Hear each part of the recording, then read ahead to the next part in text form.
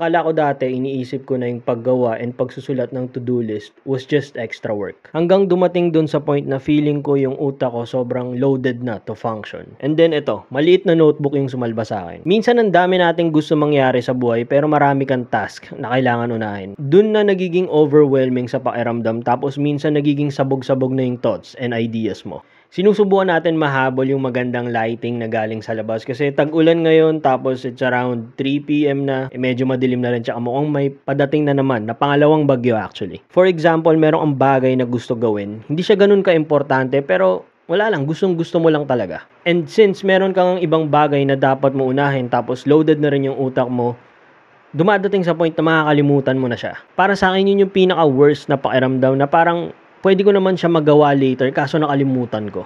Tapos dyan napapasok yung stress kasi nagpapatong-patong na sa utak mo yung mga tasks na kailangan mo unahin. And gusto ko i-add na hindi ko ginagamit yung phone ko para gumawa ng to-do list kasi nandyan yung social media para mag-cause ng distraction.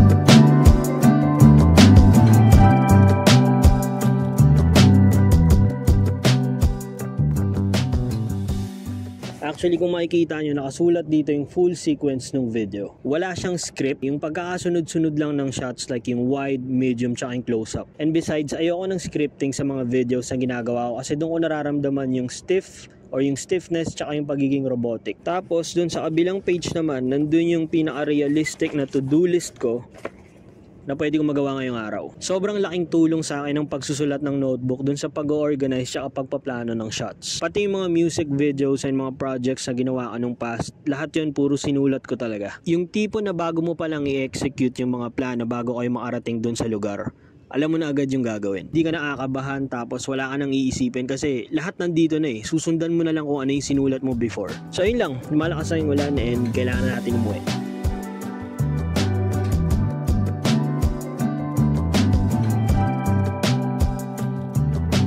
Sobrang chill lang talaga ng location na to tapos makikita to along Daang Hari. Secret para hindi masyado puntahan. Yung pagtatrabaho sa loob ng kitchen, yung isa sa pinakaunang job experience ko starting from pagme-memorize ng recipe hanggang sa pag-accomplish ng day-to-day task.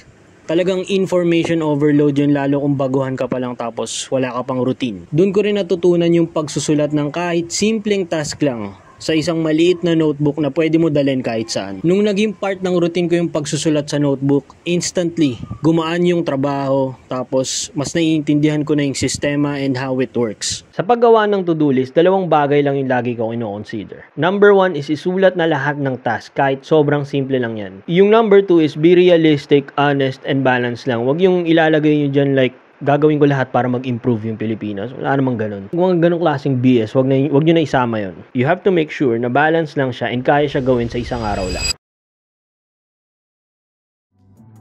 Yung pagsusulat sa notebook and paggawa ng to-do list doesn't just organize my day. Dito ko din naiwasan yung sobrang daming iniisip. Yung feeling na parang nagkaroon ka ng external hard drive. Kung meron kang task na important na wala namang deadline, pwede munang iwan muna yan, magpahinga ka muna, i-relax muna yung utak mo kasi hindi naman mawawala yan eh, nasa notebook na. And isa din to sa way or method ko to slow things down. I encourage everyone na i-try nyo kahit magsulat ng 3 tasks lang for a day and see how it feels. Let me know sa comment section kung mas komportable kayo gumamit ng phone or ng actual notepad. See you again next time. Peace!